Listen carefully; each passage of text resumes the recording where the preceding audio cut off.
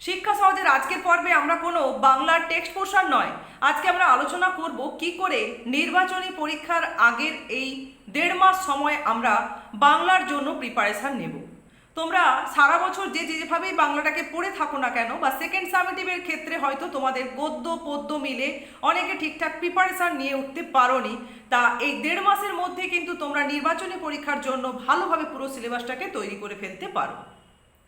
তোমাদের টেক্সট পোর্শনে দেখবে যে 5টি গদ্য রয়েছে, 7টি পদ্য, 2টি প্রবন্ধ জাতীয় রচনা এবং 1টি নাট্যাংশ রয়েছে।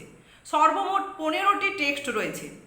এই 15টি টেক্সটের তোমরা যদি রোজ 1টি করে টেক্সট পোর্শন ভালো করে রিডিং পড়ো এবং কোশ্চেন অ্যান্সার সহ তৈরি করে নাও, তাহলে 15 দিনের মধ্যে কিন্তু বাংলার পুরো টেক্সটটা তোমাদের কমপ্লিট হয়ে যাবে।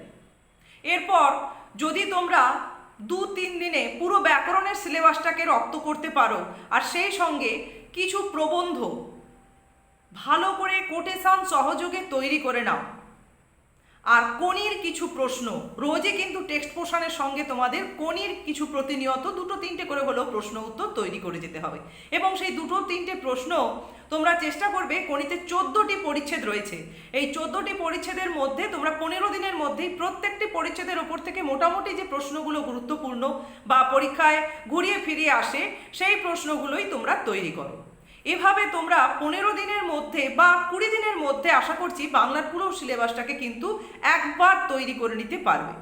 নেক্সট 15 দিনের মধ্যে যদি তোমরা আবারও একবার এইভাবে রিভিশন করো, তাহলে দেখবে সেটা 15 দিন আর লাগবে না, সেটা হয়তো 10 দিনের মধ্যেও হয়ে যেতে পারে। তোমরা যারা সারা বছর বাংলাটাকে অনেকটাই অবহেলা করেছো, বা ব্যাকরণ অংশকে তোমরা ম্যাক্সিমাম জন টেক্সট পোর্শন পড়লেও ভীষণ অবহেলা করে থাকো, তারা যদি প্রত্যেকটা দিনের জন্য টেক্সট পোর্শন এবং ব্যাকরণ অংশ ভাগ করে নিয়ে পড়ো, তাহলে তোমাদের এই 1.5 মাসের মধ্যে টেস্ট পরীক্ষার আগে সিলেবাসটা বেশ সুন্দর করেই তৈরি হবে। এরপর বাকি তো থাকলো 2 মাস ফাইনাল পরীক্ষার জন্য প্রিপারেশান। তোমরা যদি ব্যাকরণের অংশটাও ভাগ করে নাও, কারক অধ্যায় তার রোজ একটা কারকও যদি তোমরা প্রিপারেশান নাও, প্রত্যেকটা কারকের 6টা কারকের প্রত্যেকটা কারকের কিন্তু বেশ কিছু ডেফিনেশান রয়েছে, সেই সঙ্গে উদাহরণ দিয়েও বিচার করতে বলতে পারে যে এটি কী ধরনের কর্তা বা কর্ম বা দৃষ্টান্ত দাও। সেক্ষেত্রে রোজ একটা করে কারক পড়ো, কারক চ্যাপ্টার শেষ হলে তারপরে সমাস চ্যাপ্টার ধরে রোজ একটা করে সমাস পড়ো। এবার বাক্য আর বাচ্য রইল, বাক্য আর বাচ্য তোমরা এর আগেই নিশ্চয়ই সিলেবাসটা তোমাদের শেষও হয়ে গেছে। বাক্য আর বাচ্যর ক্ষেত্রে যে প্রিপারেশানটা, সেটা কারক আর সমাসের ক্ষেত্রে কিন্তু অনেকটাই হালকা। তবুও এই পোর্শন থেকে তোমাদের পুরো জিনিসটা পরিষ্কার করে বুঝে নিতে হবে, যেখানে এখনও তোমরা ঠিকঠাক বুঝে উঠতে পারোনি ব্যাকরণ অংশ, যেখান থেকেই তোমরা তোমাদের কনসেপ্ট ক্লিয়ার করো না কেন, আগে কনসেপ্টটা ঠিকঠাক ক্লিয়ার করে নাও, তবে কিন্তু রিভিশনটা তোমাদের ঠিকঠাক হবে।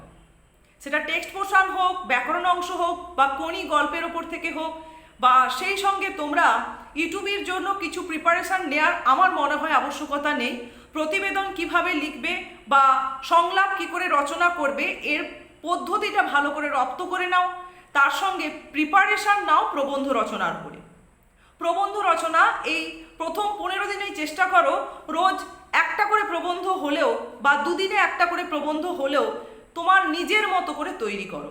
শুধু যেটা মাথায় রাখতে হবে, ভূমিকা, উপসংহার বা মধ্যবর্তী যে কোনো স্থানে কিছু গ্রহণযোগ্য বা প্রাসঙ্গিক কোটেশান, যে প্রবন্ধই তৈরি করো না কেন তার সঙ্গে সেই কোটেশানগুলো কিন্তু তোমাদের তৈরি করতে হবে বা মনে রাখতে হবে। এভাবে বাংলার পুরো অংশটাকে তোমরা এই 1.5 মাসের মধ্যে 15 দিনের মধ্যে 1 মাসের মধ্যেই ভালো করে কিন্তু রিভিশন করতে পারো।